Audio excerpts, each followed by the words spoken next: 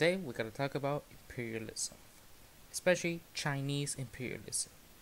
They never move away from capitalism. Since Mao Zedong onwards, it's always been state capitalism. Even by the U.S.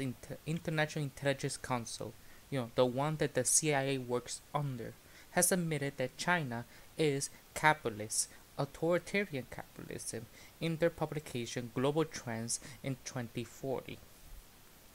And right now, as a person from the Caribbean, we see a sample of Chinese imperialism in the Caribbean, this case in Jamaica. We're going to read a deep dive by Robert Cornell about peripheries of Chinese imperialism, the Belt and Road Initiative in Jamaica.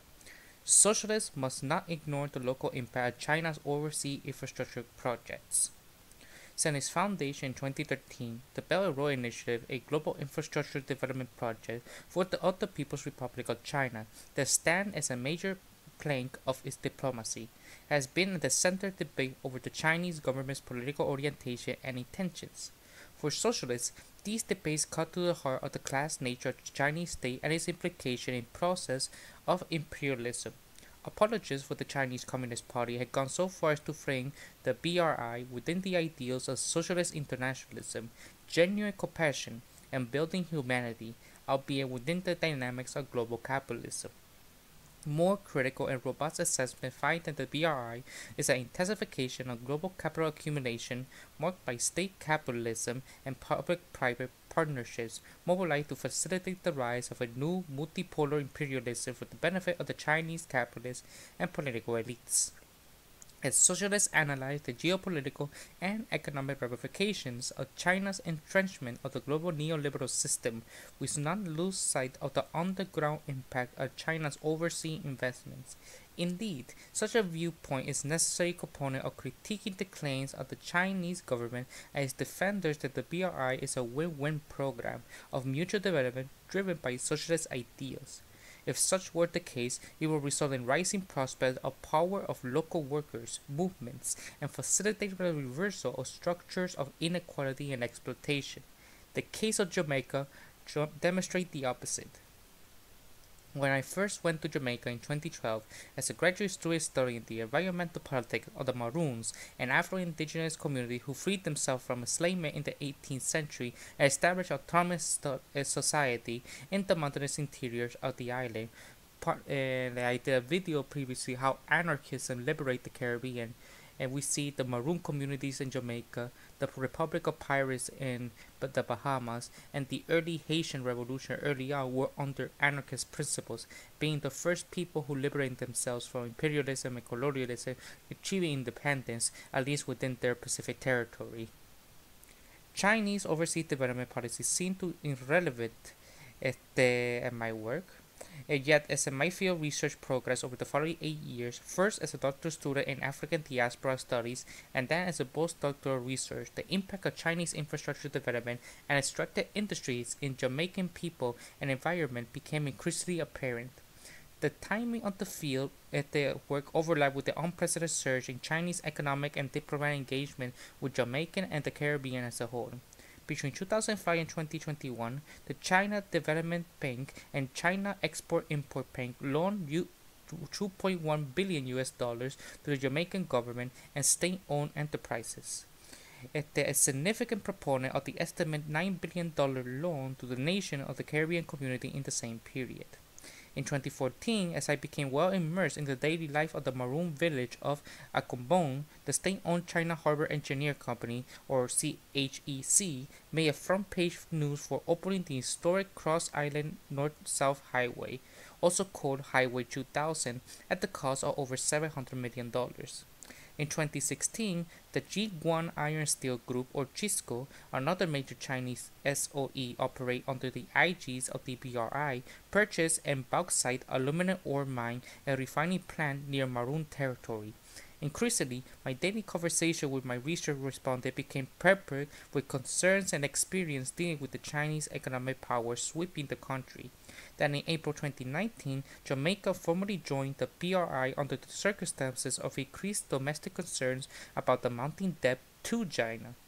And I quote, Chinese development initiatives have acted to further increase the precarity of Jamaican workers and farmers while leaving the country in an economically dependent and indebted position. End quote.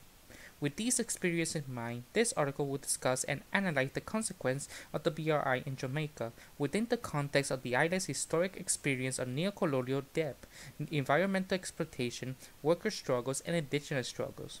Drawing from the ethnographic, political, and ecological research, I take grassroots view of the BRI in Jamaica, centering the experience of those directly affected by the development projects of the BRI. As such, this article will focus less on analyzing the BRI as a grand geopolitical strategy and instead emphasize how Chinese development initiates had acted to further increase the precarity of Jamaican workers and farmers while leaving the country in an economically dependent and indebted position. Empire and Debt in the Making of Jamaica. Jamaica's encounter with the PRC predates the founding of the BRI. In 1972, Jamaica was one of the first groups in the countries in the English-speaking Caribbean to establish diplomatic relations with China. The first Chinese diplomats on the island would have found a country still reeling from the legacies of colonialism, with British rule only having ended in 1962. Over 400 years of genocide, slavery, and plunder by European empires, first under the Spanish, then the British, left the country under development and dealing with immense socio-cultural traumas, a rigid and racialized class system. Persisting after British rule and what infrastructure capacity the country had were geared toward facilitating resource extraction, the main export being sugar from most of the colonial era and bauxite upon independence. Furthermore, Jamaica in the 1970s was a nation rapidly descending into mass violence and chaos as the United States further entrenched its role as the regional hegemon taking over the defunct British Empire. A self-described democratic socialist Jamaican government, upon introducing a much-needed wealth redistribution and social welfare programs, faced a violent backlash from right-wing forces in the form of gang warfare allegedly fueled by the CIA. The tit-for-tat street battles and exodus of professionals and skilled workers and rising import prices due to the 1970s oil crisis paved the way for the unstable debt for which Jamaica would become famous in the 1980s and 1990s and into the 21st century. It is beyond the scope of this article to detail the political economic dynamics and immense social impact of debt in Jamaica over the past 40 years. Sufficient to say that the island became a byword for structural adjustment during this period, which every new loan for the World Bank or default on payment thereof, coming with International Monetary Fund, mandate austerity. Health and education were notable casualties of this socio-economic assault. By the start of my field research, Jamaica's child mortality had almost doubled over the past of a single decade, while completing of primary schools dropped from 97% to 73% in the same period. This despite the fact that Jamaica had already repaid more money than had been lent, with accounting debt services accounting for 106% debt to GDP ratio, according to the latest World Bank figures. All this is only a small snapshot of the catastrophic outcomes of debt wielded as tool of neocolonialism. With the island status as one of the most embedded countries on the planet, Chinese infrastructure development was received with fanfare from Jamaican elites as possible economic lifeline out of the debt trap.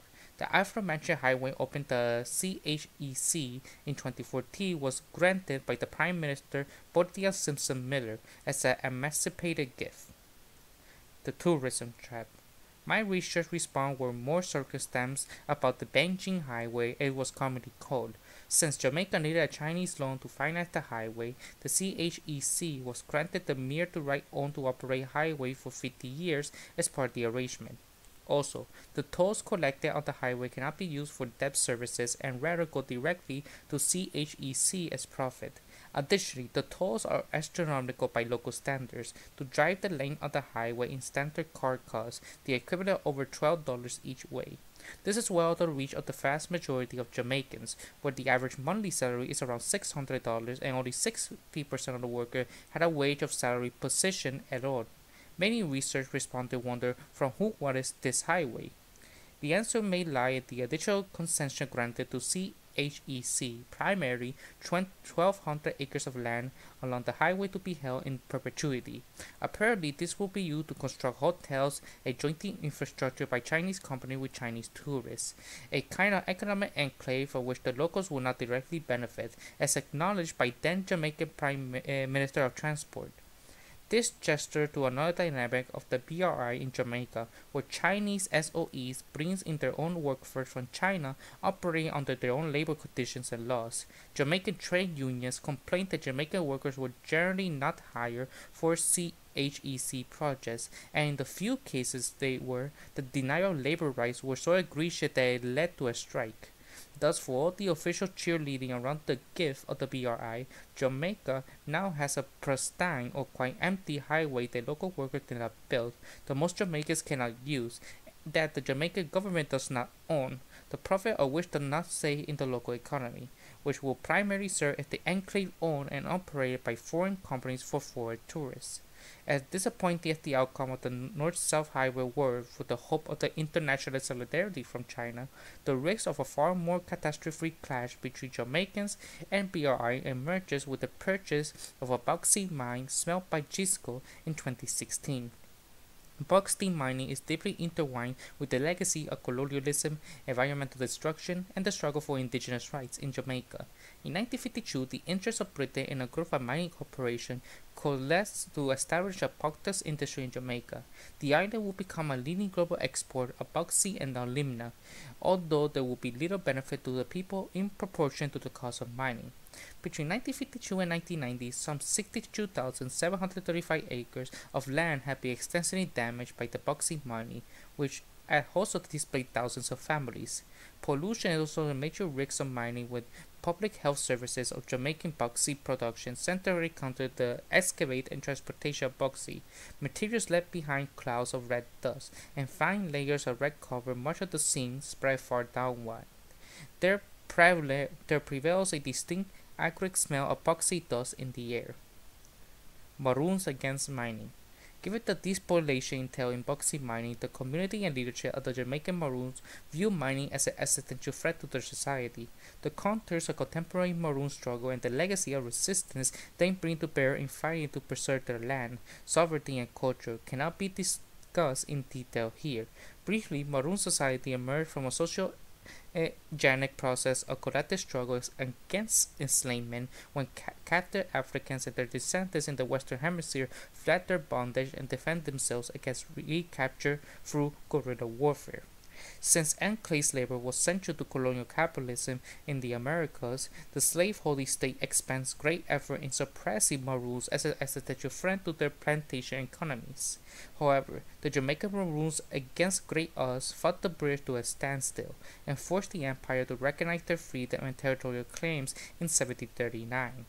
Today, the Maroons live as one of humanity's greatest cultures of resistance, embody a tenacity practice of struggle from below, the present-day target of which is defense of their land at all costs. It is hard to overstate how important the integrity of their environment is to Maroon culture and physical survival.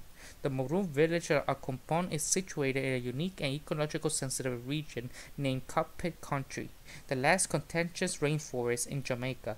This is an area claimed by the Maroons as their historical territory won during the ancestors' fight for freedom in the 17th and 18th century. I quote, "Many of my Maroon research respondents, prominent leaders among them, consider mining in their territory to be an act of war." End quote. The Maroons today live as mostly small-scale crash crop farmers and are dependent on the Cockpit country for their livelihoods and the memory of their ancestral struggles, the fountainhead of their culture. Since the mid-2000s, when Accompong became aware of the plans to mine Cockpit country for bauxite, the autonomous community has played a leading role in the unprecedented anti-mining coalition of environmental non-governmental organizations. Activists, academics, and local stakeholders reflect on the high stake of the struggle. Gisco's reopening and expansion of the bauxite mines are a mere 20 miles away from Accompong, escalate the stakes of Maroon struggle to dangerous proportions. Indeed, many of my research respondents, prominent leaders among them, consider mining in their territory to be an act of war. Chisco has made no attempt to consult with the Maroons on their plans, and although they had not yet expanded their operations into the Copec country proper, their location lies in the lowlands at the edge of the geological and cultural boundary. Company representatives had publicized plans to more than double output of the refining facility and expand the mines by hundreds, if not thousands of acres. Residents of the area around the mine had complained of damages to their health due to air and water pollution, only to be stonewalled and undermined by Chisco. Compounding these problems is Chisco's acknowledgement that the displacement of farmers would be necessary as the mines expanded. All this is adding to the fear and apprehension of the Maroon community about Chinese intentions, as they share concerns of many Jamaicans that the lack of transparency in negotiation between China and their government is fueling the already endemic corruption in their country. Also, being a country of African diaspora, Jamaicans are increasingly aware of the horrific stories of Chinese exploitation in Africa. Only time will tell how these tensions unfold, and of course the Maroons and their allies are not passing actors in these events, having already fought to curtail similar mining encroachment from Western companies. A meaning of revolutionary traditions, if the projects of the BRI have already fought to curtail similar mining encroachment from Western companies. A meeting of revolutionary traditions. If the projects of the BRI has stark parallels with the colonial and neoliberal policies of Jamaica's past, when the island valued as little more than a servile paradise for American tourists and or environmental sacrifice zones for Western element industries, they also had differences in keeping with China's more novel form of imperialism. As previously mentioned, Chinese companies often insist on importing their own labor, thus denying what little material benefit Jamaican workers could have received from the BRI. They also managed to this labor force outside the merits of Jamaican labor laws. This, combined with the Chinese SOE CHEC being granted a large land grant as partial compensation for infrastructure development, represents what scholars Ruben Gonzalez Vicente calls embodied transnational sovereignty, where China is able to circumvent Jamaica's sovereignty, include custom duties and taxes, with the realization of profit. China has, in effect, transported its own exploitative labor conditions to Jamaica. Jamaican elites may appreciate that they can pay back debts with land and that China does not directly require broad policy change like the structural adjustment conditions of IMF and World Bank loans. However, even with the fact that Jamaican debt to China is small compared to what they claim by Western IFIs and private firms, Jamaican politicians are growing increasingly wary of the cost of doing business with China. In November 2019, Prime Minister Andrew Holness announced that Jamaica will no longer borrow from China, a scant 7 months after formally joining the BRI.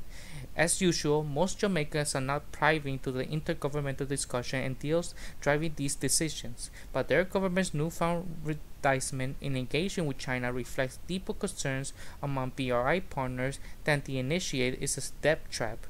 In effect, much like the debt repayment structure of Jamaica's Beijing Highway described above, China expects a financial return from investments such as Chinese companies become the main beneficiaries of BRI loans while the host country incurs the debt. If profits are insufficient to repay the debt, then China will repossess the project, impairing host country finance and sovereignty. This risk is perhaps amplified in the Caribbean, where despite CARICOM's objective to coordinate foreign policy for the equal benefit of all member nations and China's lofty rhetoric of equal partnership, China pursues bilateral deals with individual states, thus leveraging its greater political economic power in an uneven relationship with smaller countries. I quote, "Almost 2 decades of China's loans and infrastructure-led development had left Jamaica workers and farmers as precarious and dispossessed as ever." End quote. Almost 2 decades of China's loan and infrastructure-led development had left Jamaican workers and farmers precarious and dispossessed as ever. The hard-fought and generational struggle for Jamaican workers' power, trade unions were instrumental for Jamaican independence struggle, has been curtailed and rolled back by China's transport sovereignty. Furthermore, Chinese mining interests appear poised to pick up where their Western counterparts left off in terms of irreversible ecological destruction and threats to indigenous survival. Certainly, Jamaica cannot bear another 50 years of capital exploitation and extraction industry. If there is any hope in turning this dire situation into revolutionary momentum, it will be Jamaicans making common cause by the Chinese laborers imported to the country. According to China Labor Watch, Chinese workers on overseas PRI projects are often subject to deceptive job ads, passport retention, wage withholding, physical violence, and lack of contracts to the extent of constituting forced labor and human trafficking. In fact, at least one Chinese worker in Jamaica had already blown the whistle on such conditions. Unfortunately, at the time of writing this article, there appears to be no organized effort to make solitary alliances among Jamaican workers, Chinese workers, and Maroons. The Maroons are organized as an indigenous community seeking land and sovereign rights, rather than workers seeking class emancipation, and remain locked in a fictitious political battle with Jamaican state towards those ends. Furthermore, the cultural and language barrier between Jamaicans and import Chinese workers are significant, yet both countries have rich revolutionary traditions. If Jamaican labor militancy and Maroon struggle were able to reconcile and align their interests while cultivating strategic allies among the heavily exploited Chinese workers, a powerful relationship of international solidarity from below could be forged. Given the regional and transnational diasporic networks Jamaican Maroons are embedded in, along with Chinese workers' connection to their homeland, such potential is made all the more compelling in the possibility of global worker solidarity spreading along the very network of the BRI itself. We cannot diminish the profound logistical, organizational, and ideological barriers to achieve such a vision, but conversely, the terrain of struggle in Jamaica is now aligned to such that previous disparate and distant traditions of revolutionary internationalism are positioned to renew themselves and unite to resist Chinese imperialism and transnational capital accumulation and the local capitalist class in the Caribbean.